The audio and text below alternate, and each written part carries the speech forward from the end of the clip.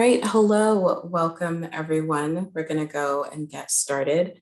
Thank you guys so much for taking time out of your day to join us. My name is Nadia May. I'm a Senior Communications Associate here at NORC, and I lead communications and marketing for AARP. So we're just going to give you a quick rundown of what we'll be doing today. We have a great presentation lined up for you all. We'll start with some introductions of our panelists. We'll move into a little bit of background around Foresight 50 Plus and what it does and what we do in terms of impact for the 50 plus community. And then we'll move on into talking about some advantages of the Foresight 50 Plus panel. And then we'll go over 2 case studies with you guys and leave a little bit of time at the end for some Q&A so we can get some great questions answered for you all. So I'm going to move on to introductions and let our panelists give you guys a little bit of background on who they are. So I will go ahead and start with Allison. Thank you, Nadia. I'm happy to be here today with you all. My name is Allison Bryant, and I'm the Senior Vice President of Research for AARP, and I lead our research center, which is about 60 researchers focused on every aspect of the 50 plus lives. John Fries, yes, I'm the Director of Research Services here at AARP, and my team is primarily responsible for curating tools, resources, just everything that helps us actually execute research at AARP. Basically, we do the due diligence so that our primary researchers can just go and grab a tool, know they have a good, solid, vetted, best-in-class resource, and then move forward. Good day, this is Mike Dennis. I am a Senior Vice President at NORC and also the Executive Director for AARP. Very delighted to be here today and share with you our collaboration with AARP on Foresight 50 Plus. Great, thank you all. So now we'll go into a little bit of background on the Foresight 50 Plus panel, so I'll hand it over to Allison. Thanks, Nadia. So I'm going to start us off by why did we do this? What was the reason for this? And I'll start a little bit by, from an AARP perspective, why this was important for us. So for those of you who are not familiar with AARP, at AARP, we're focused on empowering older adults to live how they want to as they age. And we do that through a few things. So we do consumer information education. We also have programs in 53 states and territories, as well as virtually, especially now in the COVID world. We also do a lot of work around advocacy and policy, both at the national level, but also at the state level and also internationally for some topics.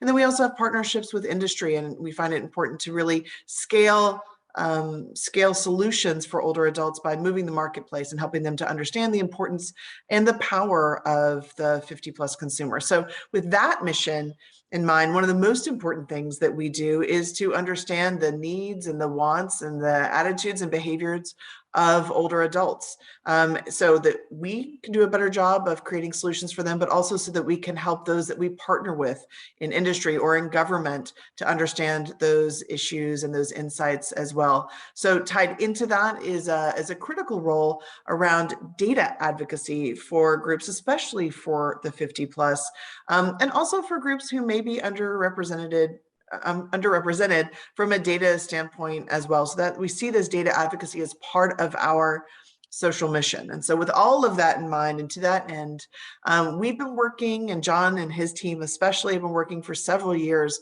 on developing best-in-class tools to gather data on older adults and understanding that, when you're trying to address older adults, there may be different barriers to reaching them, different methodologies you may need to keep in mind. And so we really needed to step up our game in doing that. We've done work with NORC for many years and have always really respected the level of quality and also their mission. And so in building a probability panel, we found this perfect alignment in a partnership with NORC. So we are both focused on mission-driven work.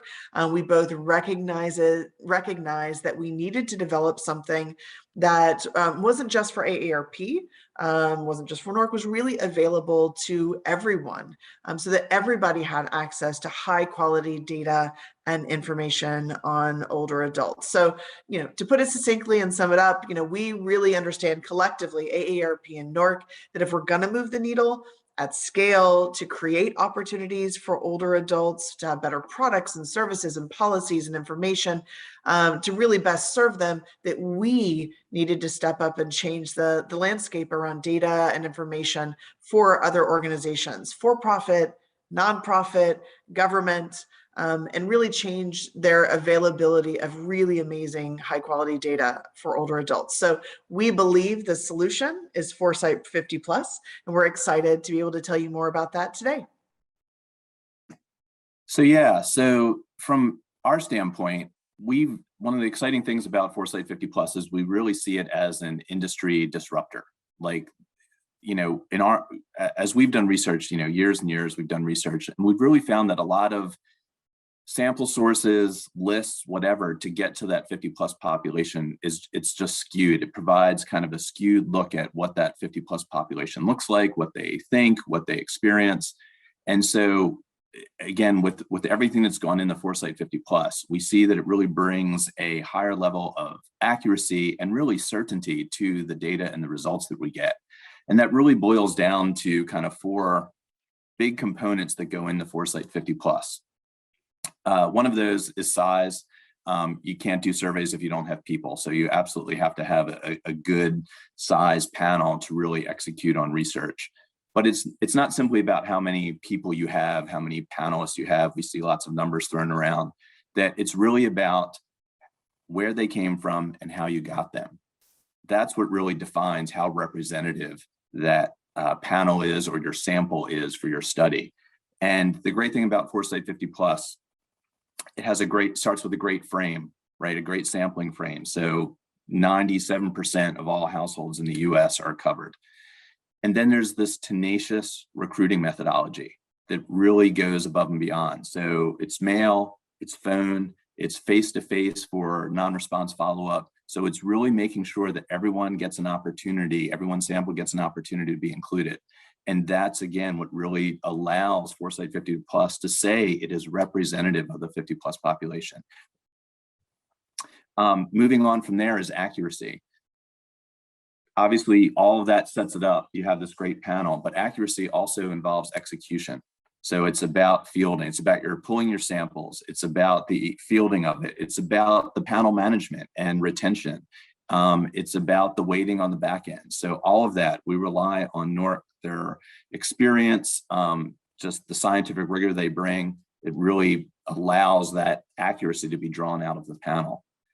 And the final one is kind of has been alluded to through all of this is sort of the expertise, right? From everything Allison said about the voice that AARP has always had for the 50 plus population. Just we've been there, we've been speaking out, being a fierce defender of them just for years and years. And then we have NORC, who just, again, proven scientific rigor, excellence in what they do. And that is kind of what houses and pulls all of this together to allow Foresight 50 plus, in our opinion, just to be a fantastic resource out there in the industry and unlike anything else that's out there.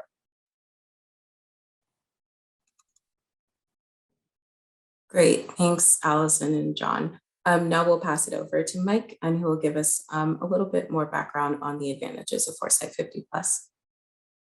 Very good. Thanks so much, John and Allison. That was truly excellent introduction to our concept. On the next slide, I'll start showing and revealing to you, and hopefully demonstrating to you, the underlying scientific rigor that NORC has brought to building this panel, which we have branded Foresight 50 plus. And we do have a website dedicated to this if you want to do some research there. And allow me to spend a second just framing this discussion that we're going to have for the next few minutes. And the problem at hand generally is the one many of us are very familiar with, and perhaps too familiar with, and that is the big cost-quality trade-off. Many of us commission surveys, particularly in the consumer market research industry, where there are limited budgets, but nonetheless, accuracy in the results are absolutely critical in order to make informed business decisions, informed marketing decisions, to inform C-suite strategies. And the industry, by and large, uses the non-probability samples, which I'll be talking about today, and I might be calling them opt or non-probability, and I do mean the same thing.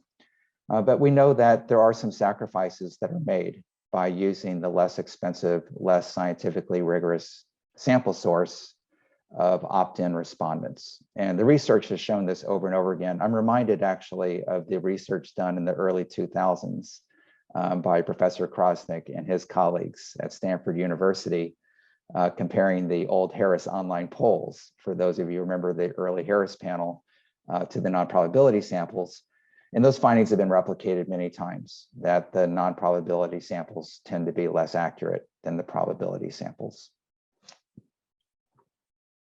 Then I'd like to talk a little bit here on this slide coming up about the non-probability samples and where they come from and some of the disadvantages. And I'm not covering any particularly new novel ground here for those of you who've been in this space for a while. We do know that the non-probability samples, by definition, are going to exclude that fraction of the US population that is offline or barely online, which I think is a often under-discussed complication of using non-probability samples. It's not just the exclusion or failure to include the non-web population, but it's the failure to include those who just aren't online very often as well. And conversely, there is the overrepresentation of individuals who simply like taking surveys, which may seem counterintuitive that that is a sizable fraction of the US population, but nonetheless, it is the case that the samples that are acquired through the non-probability sources tend to be more survey friendly and opinionated. Our results show they tend to be more knowledgeable about different topics. So there's different skews in the data that John Fries mentioned earlier that we see. I did just want to point out one other part here, which may not be so obvious, is that since Foresight 50 Plus is focused on the age 50 and older population, mode of data collection matters a lot for the actual administration of the surveys. Our data shows that over 3 out of 10 Foresight 50 Plus panel members actually prefer the telephone mode of data collection for participating in the actual studies that we do for our customers and we do for ourselves. So the non-probability samples have no answer to that. They don't. But in using Foresight 50 Plus, we're able to use a mixed mode data collection to make sure that we provide adequate sample coverage for the entire population, age 50 and older. So I wanted to just work out an illustration with you about some of the practical impacts of using non-probability sample sources versus the Foresight 50 Plus, which of course is probability based. And this is just an illustration, so don't take me too literally with all the numbers and the results, but take a typical topic that a consumer market research organization may want to tackle. The research question being, how common is it for consumers age 50 and older to use wearable technology, such as smartwatches? And on the left side, what you'll tend to see is the non-probability results, where there will be this kind of over-reporting or overestimation of what is being measured. In this case, the percentage of the population age 50 and older wearing technology. And you'll see that 23% number. And the curious thing about that 23% is how surprisingly insensitive it will be to traditional statistical weighting approaches. So it's possible through the weighting to correct for imbalances that might be in the sample with respect to gender. For example, that 64% female before weighting in terms of sample composition can be corrected, as we all know, through simple post-stratification weighting approaches that can get it down to a more sensible number, around 50 to 52%. But the number in terms of the 23% prevalence rate for this actual behavior, that oftentimes will be insensitive to the actual post-stratification weighting. Whereas on the probability survey side, simple post-stratification weighting results in an accurate result and the reduction of bias.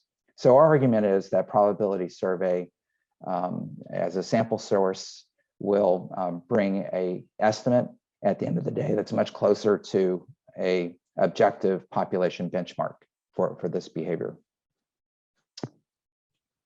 So how do we actually do this? John mentioned earlier that we do a tremendous amount of refusal conversion. I think the word was tenacious, which I will absolutely adopt going forward. I think that was a fantastic description for what NORC actually does in terms of what many of us who do the kind of work I do daily, in terms of working the sample. You know, we work the sample, meaning that we leave no stone unturned in how we contact the households and attempt to convert them. And I'll emphasize the final phase there, which is the face-to-face recruitment. We had to take a year off last year because of COVID, as everyone recognizes the situation in the country here. And most of this year has not permitted NORC to do the face-to-face recruitment of the sample, which is the distinguishing feature of AmeriSpeak, as well as Foresight 50+ in terms of improving sample representation, in terms of giving us the respectable APOR response rate that we seek. But I have good news that we're back in the field the last month. As of the 3rd week of September, we've been engaged in our face-to-face recruitment again.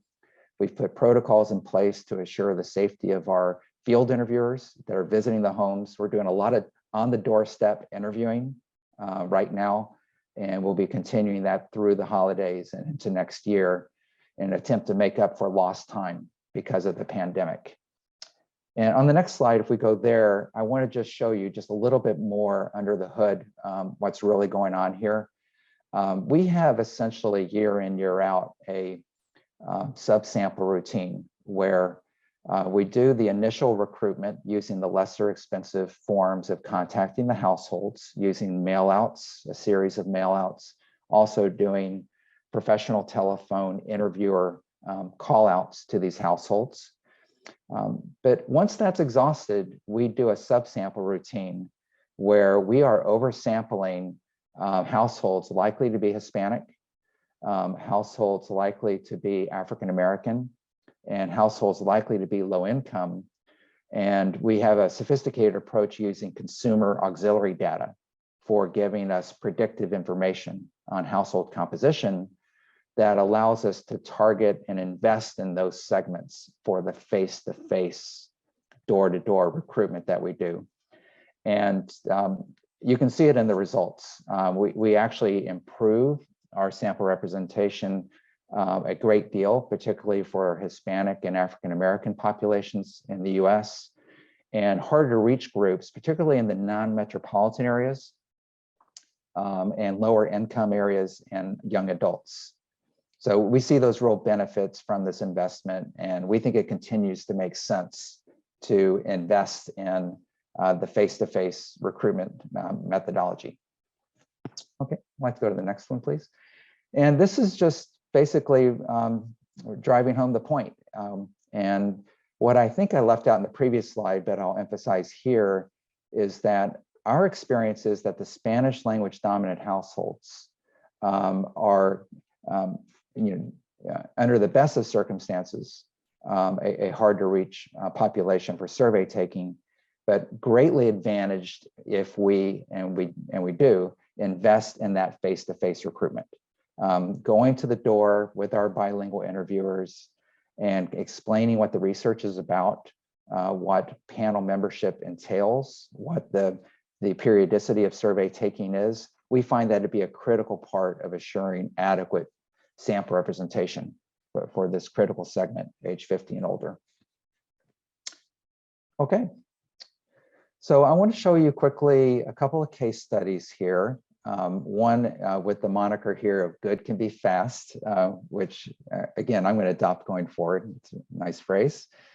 And we want to show you one that uses our Foresight 50+ omnibus. For those of you who have not used an omnibus survey capacity before, It's a marvelous, cost-effective way to get a quick read on the general population. It's possible to use an omnibus survey such as Foresight 50 Plus to get results back on some survey questions that you want to field, and you get the results back within 10 days. So a lot of our clients, customers will use this approach to pilot test some concepts before committing to a larger effort that costs significantly more money. But for a few $1,000s, you can field the questions there, and we'll join your survey questions to the survey questions of others who are in your situation as well, who want to get a quick read on the population.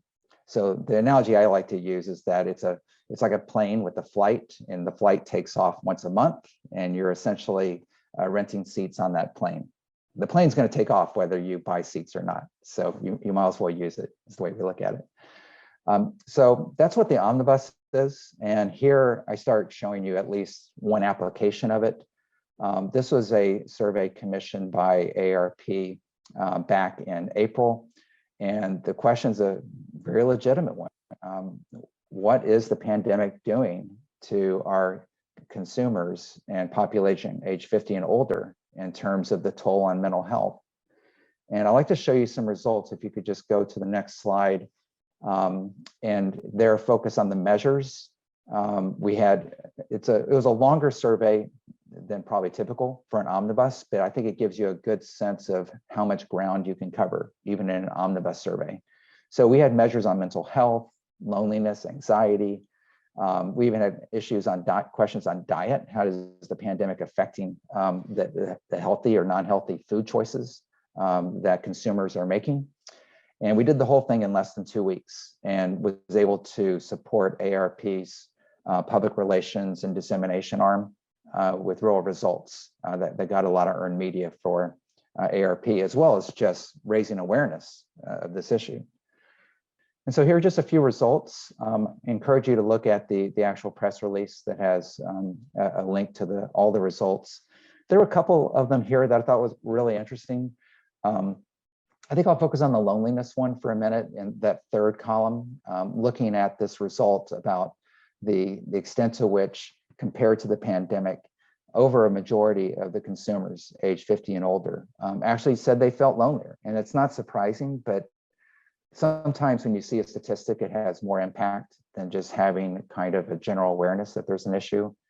And also just seeing the reduction there of almost 2 out of 3 feeling like they're socializing less than before the pandemic. And the worry outlook too. If you look at the second one there, about 8 in 10 say they have increased concern about the future.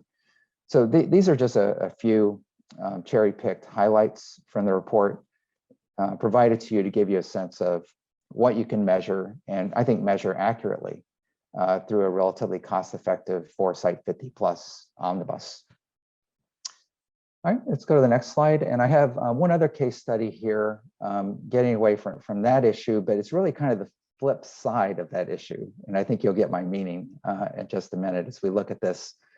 So what about technology use during the pandemic? You know, we're looking at consumers age 50 and older. The stereotype is that this is a population that is less adept at using technology. So the research question is the pandemic going to influence and perhaps have a causal impact, resulting in increased use of personal technology, so-called breaking down the generational tech divide? It's an interesting research question. AARP, if you go to the next slide, actually funded a study on this. So here we used the Foresight 50 Plus panel doing custom research. As a result, you'll see that longer field period on the left. We were in the field for almost a month. And that's not uncommon for us. We can collect the data a lot faster than that. But the longer we're in the field, the more certain we are that we're representing all those hard to reach groups and have the most representative sample possible that we can deliver for our clients. You'll notice the sample size is fairly large too, almost 2,300 interviews using the Foresight 50 Plus. So this study was done with 100% probability sample, no sample supplementation from non-probability sources. And there you can see some of the measures there. particularly looking at device ownership and use and connecting with family and friends. So I think the next slide has a few results, which I thought were fascinating. And it helps me at least consider the first case study in a different light. I mean, can you imagine perhaps what the loneliness scores would have been if we had not had a surge of personal technology use by consumers age 50 and older? And that's what the second case study is showing. The second case study is showing increased use of personal tech during the pandemic as a result of the pandemic. It's showing also a change in outlook where people age 50 and older started looking at technology with a more positive point of view. And it was shown in the pocketbook, actually spending more money on tech, which I think we all know is the ultimate measure of interest in consumer products, if consumers actually spend more money on it. Video chat, I think a lot of us have this in our personal experience. Some of the people we have in our lives age 50 and older, all of a sudden discovering what Zoom is and actually wanting to do it because they just have to see the grandkids. And then you have the increased streaming services as well, which I thought was a really interesting finding, that there's this kind of spillover effect of using some personal tech that seems to be leading to changes in how people consume their entertainment and media. Okay, I think that's it for that. And then I'll turn it back to Nadia to introduce the next topic. All right, thanks so much, Mike. Yeah, so now we're gonna leave you all with some final thoughts. We went through a lot of really great information, so we're gonna go over some key takeaways from everything that we talked through. So I'm gonna go ahead and hand it over to Allison to start us off. Sure, absolutely. So I think, again, from our perspective, older adults are currently a huge portion of the US population, and they are going to be growing over the next, decades. They are a huge market sector. In the next 10 years, you're going to see over half of the US GDP, for example, be from the 50 plus. So this is a big group, and it's quite honestly a group that's often left out in product development and policy making. And so this being able to, again, have this really high quality data to understand this population is more critical now than it's ever been. And certainly when you look at the experience over the past 20 months in the pandemic and those who were most affected, this is a population that was most affected, certainly from a health perspective. And we've seen it in work and jobs, and we've seen it in social connections that people have had, or social isolation, really mean the other side of that coin, which Mike alluded to. And we've seen that in the research we've done. But again, we've been able to show that by having the quality of data that we could go and tell a story that people trusted, that was picked up by media, and then was acted on by companies and also government. And hopefully another thing that's kind of come through as we've been talking through this, again, at least one of the things that really resonates with us is sort of the accuracy and the confidence that Foresight 50 Plus can bring to your studies. I mean, so the truth is just non-probability opt-in studies aren't always reliable. And it's actually more the issue that we don't know when they're reliable. It's difficult to know when, hey, this is a good solid number versus when it's not. And that's really the challenge. Now, admittedly, we don't always need to be super rigorous. That's not what the need demands for. Totally get that. But when there's sort of expensive decisions, and I'm saying expensive, not just dollars necessarily, it could be a strategy for the organization. For us, often it's legislative issues. We need to know that we know. So for us, again, just being that level of confidence that Foresight 50 Plus brings over other alternatives is just really critical and something we couldn't do without. Very good. And finally, I'll stress here that the hard work has already been done. We've built this panel asset. The Foresight 50 Plus is a standing panel. The reason that the results that we can generate for you are accurate and relatively affordable and fast is because we've already done the hard work of building this panel in our partnership with AARP. particularly with the Foresight 50 Plus Omnibus service. You can take advantage of the fact that we have the standing panel. We can produce results for you in 10 days. We can come back with those quick insights and work with you also on the analyses and give you advice on the methodology, question wording, and the rest, as you would expect from a full service research organization like NORC. Thanks, Allison, John, and Mike. So now we're actually going to move on to some Q&A. We had some really great questions come in. So I'm just going to go through some of those and we can get some good answers for you guys. So the first question that we have here asks, can you speak to the success or lack thereof for recruitment and retention of African American and other racial ethnic minority populations in your studies? What lessons should be embraced moving forward to improve diversity of human subjects research? So Mike, I don't know if you want to handle that one. I'll be happy to take that one. It's been actually one of NORC's commitments in building the AARP panel, and now in partnership with AARP in investing in and now making available Foresight 50 Plus panel, that we assure adequate representation for historically underrepresented groups in American survey research and American survey research infrastructure. On the technical side, I mentioned this just briefly earlier, is that we have taken advantage of advances in consumer data that allows us to make some fairly precise predictions about the composition of households before we even contact them. And having that kind of information has allowed us to statistically assure that we are going to have adequate representation, because we will invest more resources to recruit those households likely to be in historically disadvantaged positions in our survey research infrastructure. And I'll just mention two case studies on that very briefly. One is the commitment with AARP's financial support that we are currently investing in the oversampling of Hispanic households age 50 and older, with a special emphasis on identifying households that consist of Spanish language survey takers. And I'm being very specific in my language. I don't mean just Spanish language speakers, but individuals that will participate in research in Spanish language. And that's been historically an Achilles heel, if you will, in the survey research industry about how to assure adequate sample representation in our polls and surveys of that group. And secondly, and just as importantly, we're in the early stages now, and with AARP support and NORC's investment as well, we are actually conducting a pilot to test the concept and the methodologies for assuring adequate sample representation for the American Asian, Native Hawaiian, and Pacific Islander subpopulation here in the United States.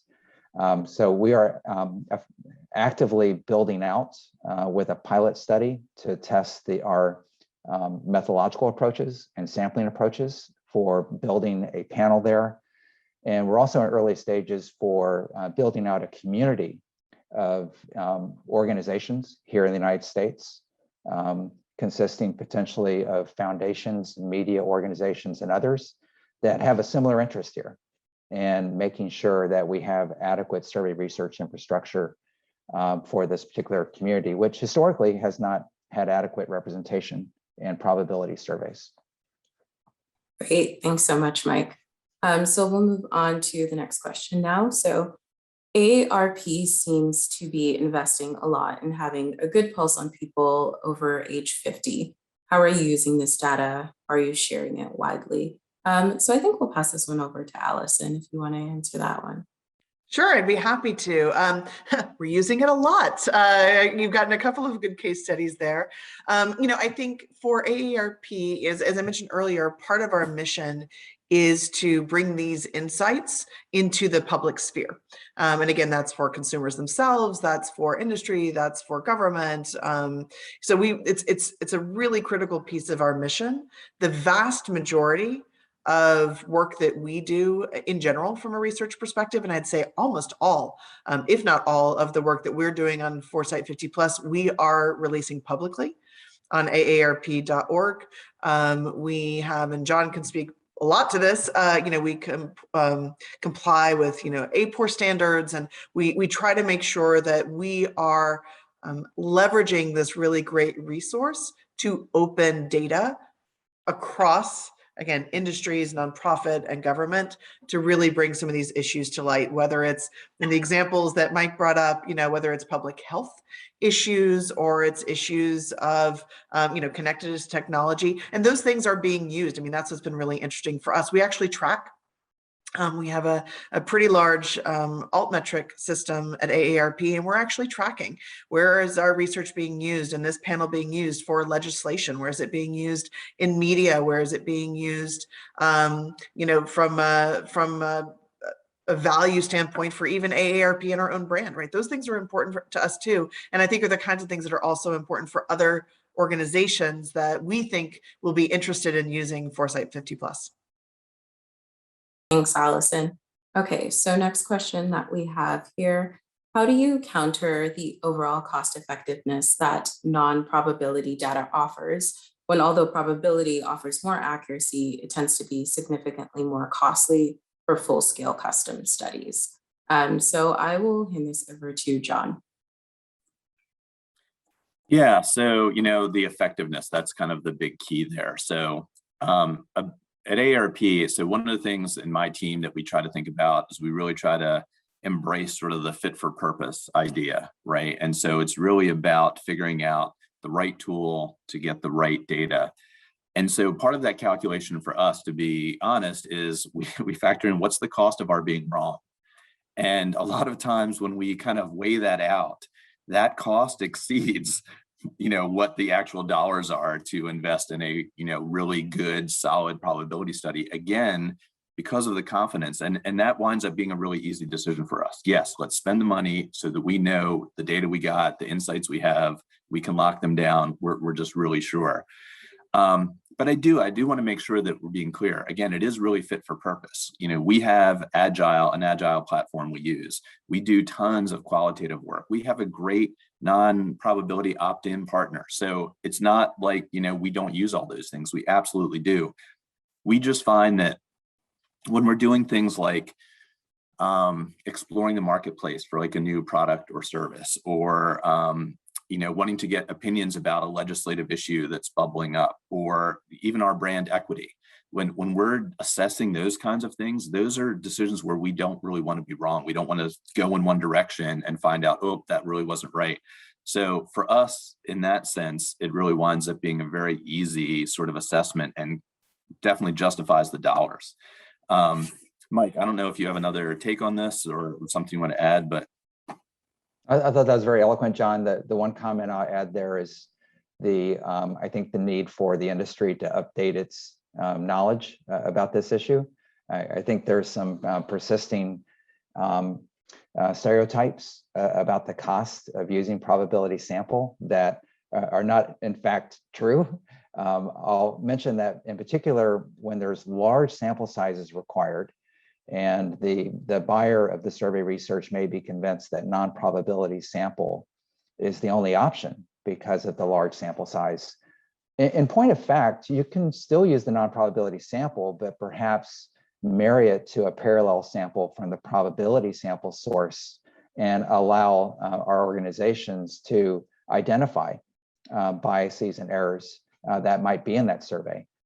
So I think to John's point, it is about what's at stake with the data that's being collected and the extent to which an error could result in a publication not happening, or perhaps media rejecting the press release, or it could be something really, truly business oriented. So I think the opportunities to use probability and non-probability samples jointly in different combinations is a really interesting opportunity for our industry to update its ideas on. Great, thanks, John and Mike. Okay, so next question we have here. For those whose studies require very large sample sizes, what are your capabilities in this regard? Mike, I think this would actually be a good question for you if you want to answer this one as well.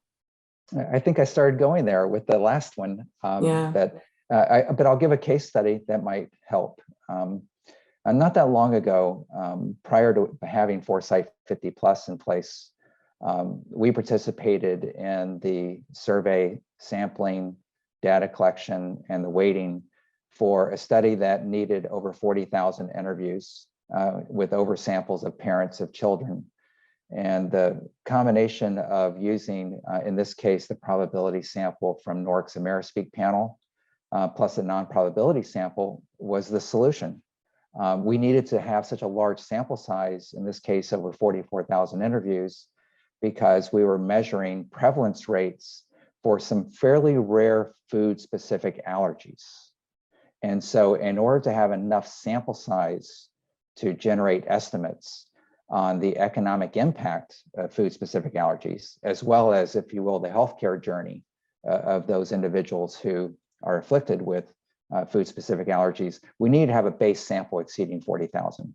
And there we did use, I think, this creative but very rigorous approach, which we call True North, that combines that probability and non-probability sample and uses that probability sample to calibrate, which is a fancy way of saying essentially statistically adjusting the survey estimates in an attempt to reduce the error that's being introduced via the non-probability samples, as well as the sample non-coverage problem that's introduced by using the non-probability samples. So we've done many of those studies, and it's an application that we use for our Foresight 50 Plus product as well.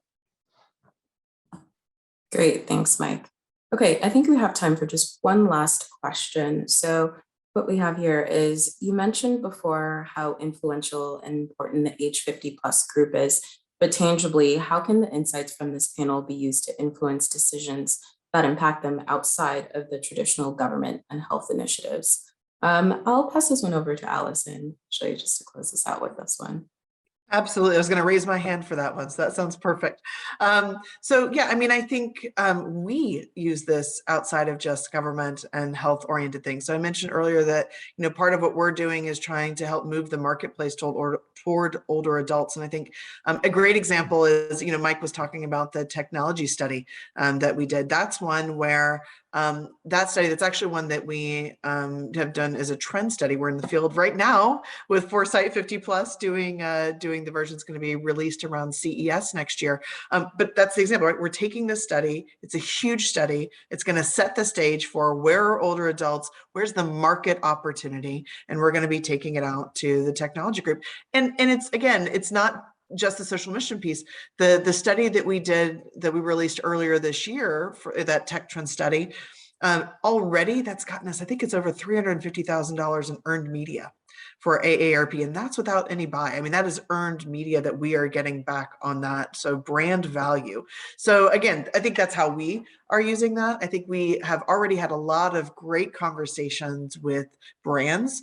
We have brands come to us all the time and say, help us understand older adults. And quite honestly, for many, many years, we've struggled on that. And that's a big reason why this partnership with NORC made sense for us. Because instead of just saying, you know, sorry, we can tell you they're super important, but we can't really help you develop your own products because for legal reasons, we can't do that as a nonprofit.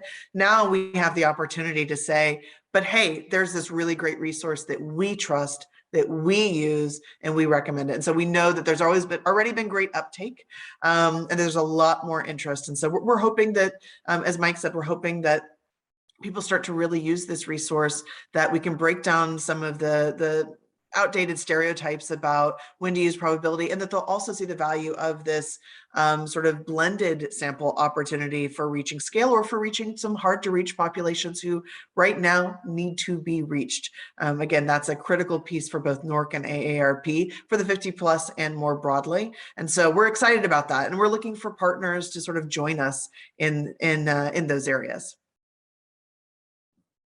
Great, that was really well said. Thanks, Allison. Okay, and so those were all the questions that we could actually take today, but this was a really great discussion, and we're really glad that you guys were able to join us for this. You can see here we have Allison, John, and Mike's information on the side. We will be sharing these slides out after today's presentation, but feel free to reach out if you have any questions or inquiries, and we look forward to hearing from you guys. Thanks so much for having us. All right, bye everyone.